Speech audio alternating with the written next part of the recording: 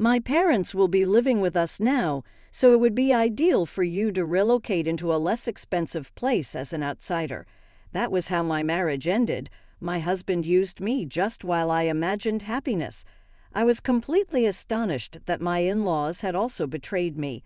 I responded by getting ready right away and getting in touch with everyone who needed to know. Where did all the appliances and furnishings disappear to? I made arrangements for a company to pick them up. When I got in touch with the company the following day, the pickup was finished. My spouse was bewildered and unable to control his agitation. I'm Michelle Smith, and I'm 35 years old. I kept working from home when I graduated from college. I only go by car once a month. Although I work as a regular employee, the organization has shown great consideration for my circumstances. My legs are crippled on both ends, so even indoors I have to use a wheelchair. I was in college when I had a motorcycle accident that resulted in this condition. I took a blow to the back and found myself airborne.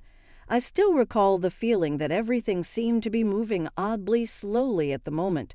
While I was in the air, I quietly thought, this might be the end. I was lucky to escape with my life, but I lost the use of my legs. Even though my rehabilitation is still ongoing, it doesn't appear feasible that I will revert to my prior state. I have spent several years residing in a wheelchair. Maybe I'll be single for the rest of my life. The part of me that missed marriage started to wane as I accepted the state of my legs. My pals once organized a mixer for me. I met Ken, my current spouse, there. Even though Ken is 5 years older than I am, he seems much younger. He didn't seem to be 40 at all, which astonished me with how young he seemed in both his words and mannerisms. In other words, he's straightforward and sincere. He asked me a number of questions without hesitation and seemed quite indifferent to my wheelchair. How do you organize your meals? And cleaning? Are you able to get to the laundry? How about at work? Are you comfortable taking a solo bath and using the restroom? It was pleasant that Ken didn't hesitate while others did. I had never met someone with whom I could communicate so freely, so I was thrilled. I felt seen by Ken because of his sincere interest in me. We began dating formally after a few occasions, and I immediately felt that I might be happy with him. I felt like I would never meet another person who could be by my side at that moment, since Ken was all I could see. We had been dating for around 6 months when I got a proposal, which made me quite thrilled. However, not long after we were married, things took a significant turn for the worst. We lived in my single-family home when we first got married. Although the house is a little pricey to rent, the previous tenant made several renovations that make it comfortable and wheelchair accessible. Ken found the large house appealing. I took up much of the chores because I was home a lot. I would occasionally ask him for assistance when I wasn't feeling well, but he would always respond with, "I'm tired today," and offer no assistance. In addition, he declined to help with bathing. "No, I don't want to do that." Yes, I am capable of handling things on my own, but it takes a lot of effort. I had a caregiver come in twice a week while I lived alone to help with bathing, but other days I got by on my own. I can't help but feel like if Ken assisted, it would be easier, even if I'm used to it. Bath time always took a long time. Ken had told me that hiring an assistant was a waste of money, so I was doing away with it. One day when I was soaking in the tub, it occurred to me, my arms are tired. When selecting the property, this bathroom, which was initially designed for barrier-free access, was a key consideration. But Ken doesn't store the shampoo bottles or the wash bowl when he takes a bath first. It requires more work to pick them up. Can't you consider that I have to bathe by myself too? I just wanted to unwind with a bath and not worry about anything. Ken was unreceptive to my words. This home has been customized for you. You know that I moved here for you. Do you have an issue with that? He said. However, hadn't he also desired to reside here? Ken was pleased by the size of the house and the appliances when he first visited, particularly because I had made investments in furniture and electronics. He'd remarked, "I want to live here after we get married." He now bemoaned the handrails being in the way, saying it looked like a nursing home. I didn't know until we moved in together that Ken chose to marry me because I was home, had a reliable source of income, and was skilled around the house. It was a misconception that he was the ideal husband, as he was praised for marrying me despite my disabilities. I am independent despite my condition, but he depends on me in every way. He hasn't had a steady work since our relationship started, and he still leads a part-time lifestyle. I've frequently been moved to tears after coming to terms with this reality. Even though I don't feel totally loved by him, I persuaded myself that since he married me, he must still feel some kind of affection for me. Hey, can you give me some pocket money? I just gave you some, didn't I? Ken answered, I've already spent that. Ken was requesting more money from me, despite his unemployment, so I spoke with Ken's mother. Ken doesn't seem to be motivated to work. How should I proceed? He has been putting in a lot of effort at work. He's simply worn out. Give him some time to relax, my mother-in-law said. This was the same woman who had always encouraged me to talk to her about anything, but whenever I did, she would have none of it. Since Ken is her only child, perhaps there was nothing that could be done. But that response did not satisfy me. I have no other family left to rely on because my parents have already passed away. I was therefore engulfed in hopelessness. I considered asking friends for advice, but once I brought up a small grievance, I was informed. That's a luxurious problem to have. Ken looks really terrific on the outside. Ken ended up reprimanding me that night. What is this? Have you been chatting with my mother about unimportant things? Are you referring to the position? Yes, that. How come you would mention something that would worry the elderly? That's unbelievable. Then you should just work so you won't cause any worry. Ken stormed out of the house when I argued back. He flees when things don't go his way and returns, inebriated, late at night. It's me, I'm back, he said. It's already morning. Keep it down because it bothers the neighbors. Shut up.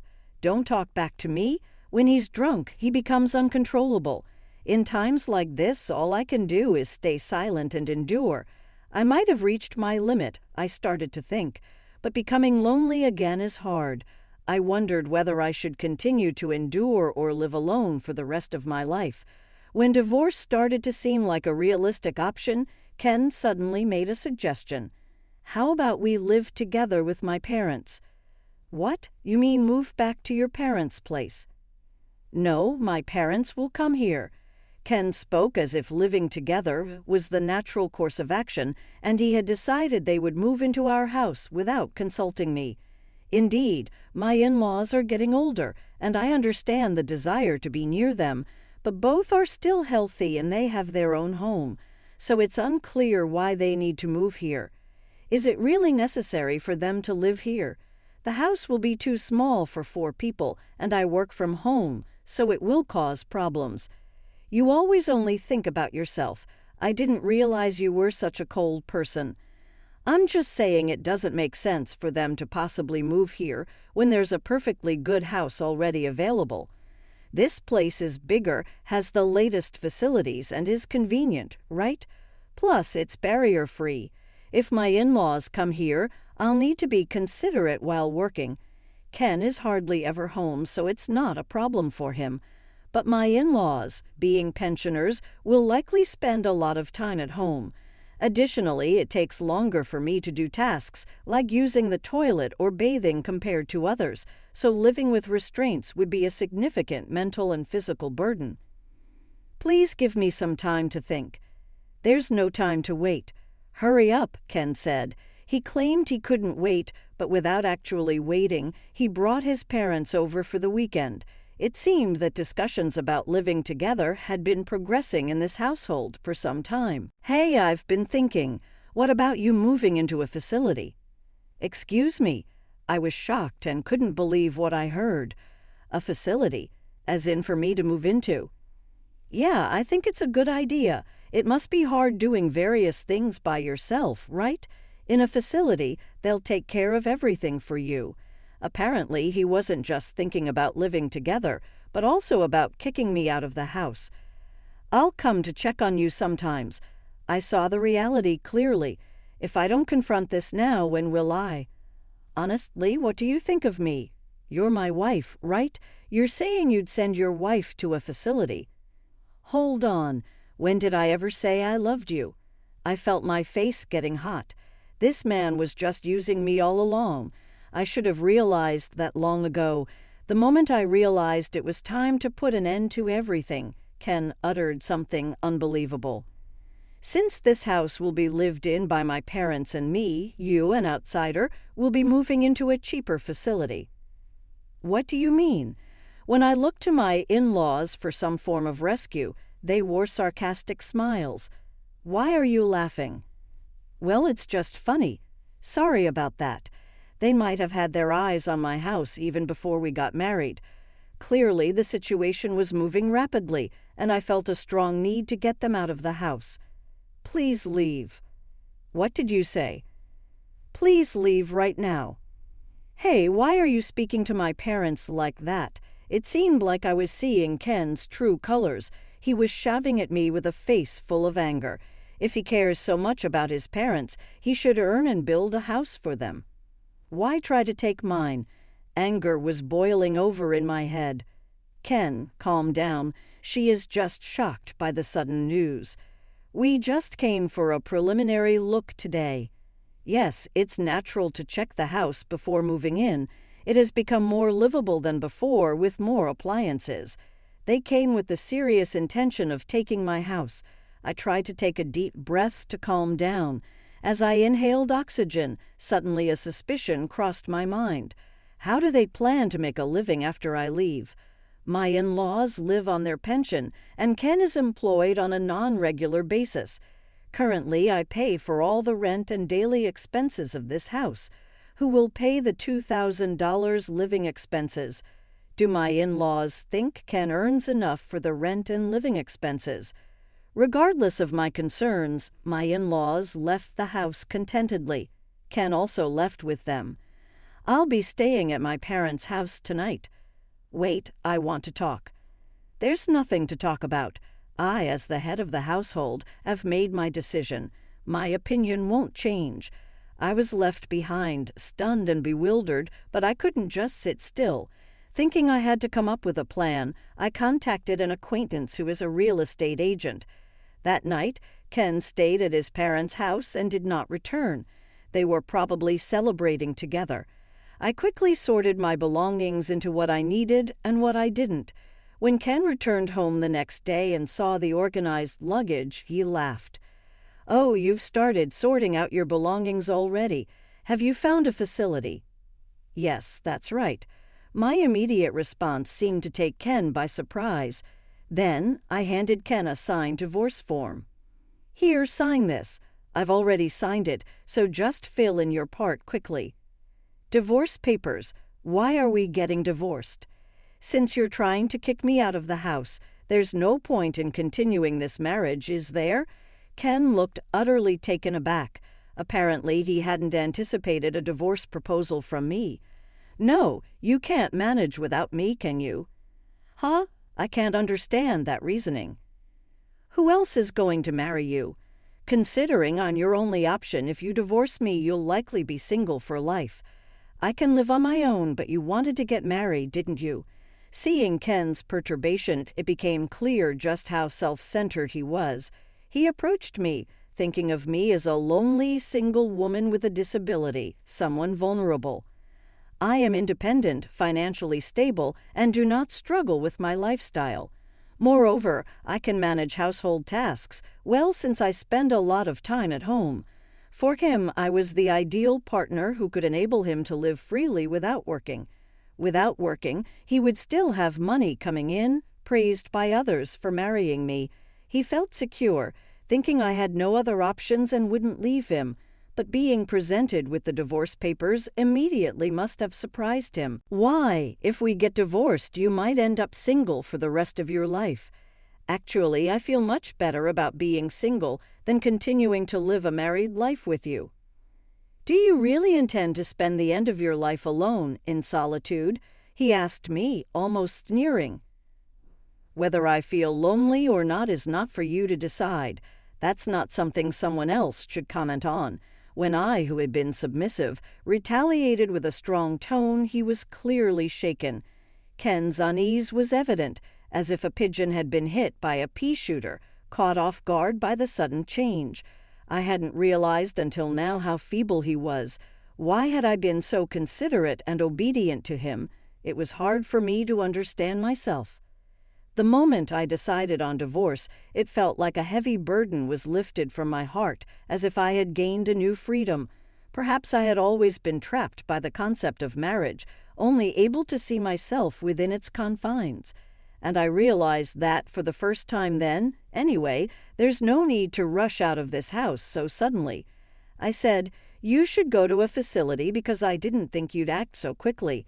He said, as if making excuses, "Don't worry, I'll do as you wish." "Now sign the divorce papers," I responded calmly. "I can't believe you'd find a new place to live so quickly. Wait, reconsider this." "No need to worry. I've already settled the contract with the facility." "What? Wait, isn't that too fast?" He couldn't hide his panic. Watching his sudden change of attitude, I observed him with a detached view.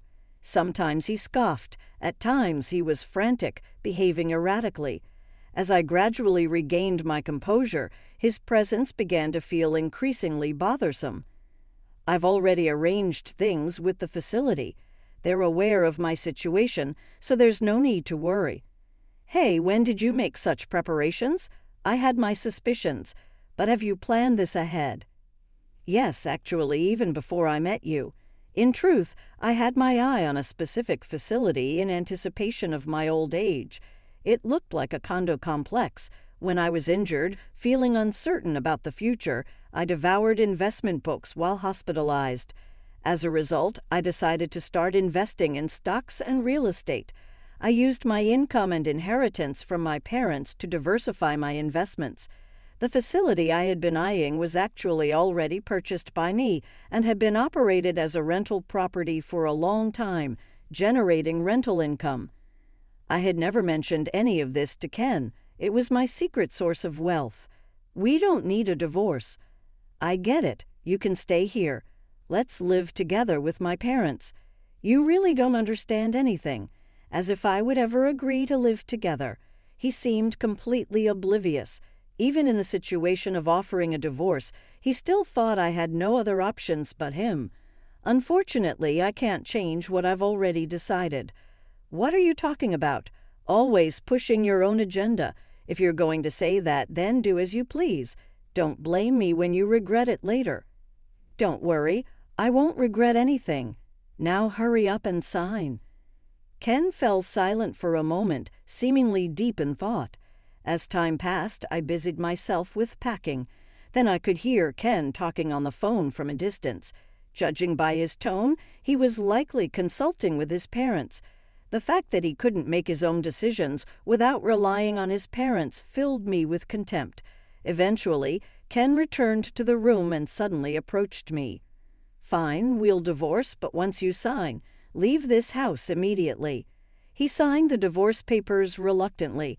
He probably felt the loss of having me, who had taken care of the household. However, maybe he thought that with his parents, he wouldn't need to worry about housework for the time being. Having acquired the house and all its furnishings and appliances, everything needed for living was already in place. He must have rationalized it that way. "Well, I'm going to discuss our future life with my parents. You get ready to move out quickly." He tossed the divorce papers at me and left for his parents' house again. "Understood. I'll do just that." My move was completed within a week. During that period, Ken did not show himself. A day after I finished moving, we met again when I was starting my new life in the new residence. Ken called me back to our previous home. "What's this? The house is empty. Where did all the appliances go?" "I had them all picked up by a service." "What do you mean?" "The day before, I had contacted a service to collect the furniture and appliances." Ken fell into a panic, unable to hide his turmoil. Not just Ken, but his parents were also there. "The appliances here were bought by me. I've been using most of them since before I was married. The only things that are yours are these. There were only 3 cardboard boxes left. Only the clear storage boxes that were purchased after the marriage were left behind. Wait, we can't live like this.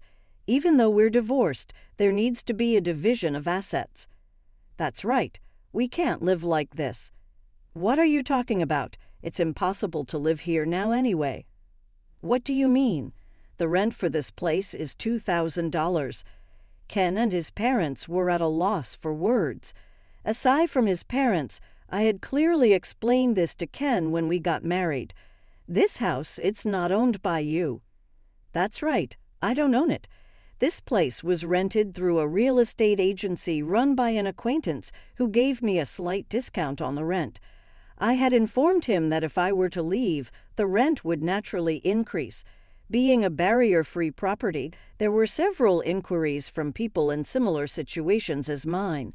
That's why I recommended moving out as the wisest choice. Why didn't you say that sooner? What are we supposed to do now? That's not my concern. I clearly explained it to Ken. I wasn't told. We'll sue.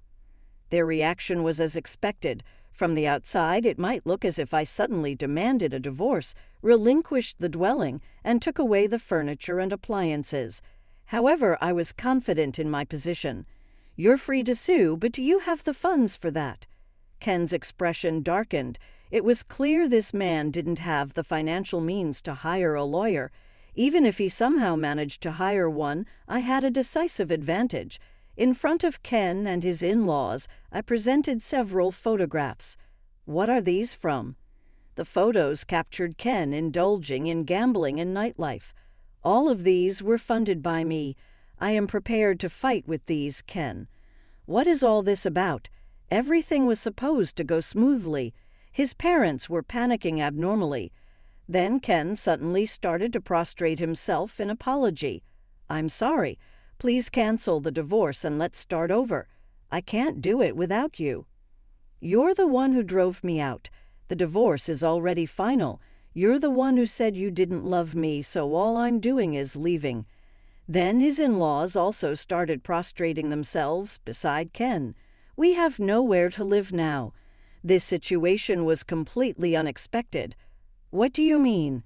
Our house is going to be seized. A shocking fact was revealed. Ken's family home was in a situation where they had to vacate in a few weeks. They were actually bankrupt. The enormous debt accumulated by the father-in-law kept snowballing, and with just their pensions, repayment was impossible. I understood then why Ken, who used to receive an allowance from his parents during his bachelor days, considered marriage as a way out of this predicament. The reason why my mother-in-law was particularly kind before the marriage now made sense. Apologies now. Nothing changes. We don't know each other. Nothing that I can or will do will help you. Do you not give a damn if we become homeless? You are accountable for that. At the very least, could you provide us the appliances and furniture? You're not having financial difficulties, are you? Are you going to sell them? No. Ha. Their intention was clear. I was very clear that I was not going to give away any appliances or furnishings. Avoid making comments like that. Please find a way to assist us. Now is not the time to apologize. Take care of your own issues. We're asking for help because we can't solve them. I told them that they had to move if they couldn't pay the rent, despite their passionate appeals. The property was leased in my name, and it was simple to break the agreement and kick them out. More easily than anticipated, they were evicted. Ken, who was unemployed, could not possibly stay there, not even with a different name. The real estate agent attested to this. I can afford the rent. The decision to end this property lease was made in the end. My business is no longer there, and everything has come to an end with the divorce being completed. When I finally succeeded in evicting them and secured the door, I noticed their shock. What are we supposed to do now? I'm ready to move into the facility already. Farewell. Avoid making jokes. You won't have any freedom in that facility for sure, and it will be the worst. Give it your all in that awful setting. Ken finally left without even bothering to chuckle sarcastically at me. I disregarded his advice and moved on from Ken and his folks, but Ken would have none of it, and a few days later he paid me a visit at the facility I had moved into. What is this about? Ken was speechless when he saw the facility I had selected. The rumors of a horrible atmosphere were wildly overblown. This location is excellent. I selected a high-end facility that is estimated to be worth $700,000. Using the money I had generated through investments and the savings I had accumulated over the years, I purchased the facility. I was able to move in here when my previous tenant went out. My comfortable financial situation was further enhanced by the temporary income I received from selling some appliances. With doctors and assistants on hand at all times, the facility provides services that are worth the cost. Even for families, the roomy 3-room arrangement makes for a comfortable stay. As a result, a large number of families and couples live there. A system is in place to call for assistance whenever needed, and daily assisted bathing services are offered. I'm happy with my decision, even if my original plan was to use it to live out the last chapter of my life. I had no idea you were so wealthy until I moved here. So what if I was? Your presence here is an annoyance. Now that we're strangers, will you kindly go? At this point, Ken started acting cocky out of nowhere. Can't you let me live here, just me? What are you saying? That is not possible at all. We've separated. Recognize the truth. But let's remarry. In reality, I currently reside in an internet cafe. Sad, isn't that right? I am unable to acquire employment without an address. What a self-centered man, always prioritizing his own comfort. It appears that he also swiftly forsook his parents. He is completely egotistical. How about you look at yourself in the mirror? You appear to be in a bad mood right now. You're basically a homeless beggar now that you're a grown-up and still stealing money from your parents and live off your marriage like a parasite. Horrible. Ken's face flushed quickly. Aren't you embarrassed to be begging your ex-wife like this? Observe. Everyone is observing. The people on the balcony were staring at us. To be honest, I had requested for this ahead of time so that everyone could see how miserable my ex-husband was in case he came to visit. I had assumed Ken would ultimately come to me, either to offer support. I thought he would find me miserable in the facility or to ask for help. People in the community were quite supportive and purposefully gave Ken looks of sympathy. They nearly deserved to be praised for how touching and realistic their performance was. Ken appeared to recognize the despicable nature of his acts when he was surrounded by spectators' gaze. I won't ask any more. He turned pale and walked away, leaving those words behind. He shouldn't be able to return after this. My mother-in-law was working as a grocery cashier when I ran into her. My mother-in-law was presumably on register duty, and it looks like my father-in-law was cleaning. My mother-in-law quickly covered her face and steered clear of me when she saw me. A younger female coworker was reprimanding her for her actions. I've heard that Ken was given a job by someone he met at the internet cafe, where he works in a difficult setting for a pitiful salary. Personally, I like spending time with the individuals at the facility, so I regularly have house parties. I have a great community and have made friends with other wheelchair users. I regret not relocating here sooner. I lead a contented and comfortable life. I've also been able to commit time to my recovery after a long absence. Right now, I'm trying to get to the point where I can somewhat walk on my own. I'm content with my personal and professional lives as I spend my days.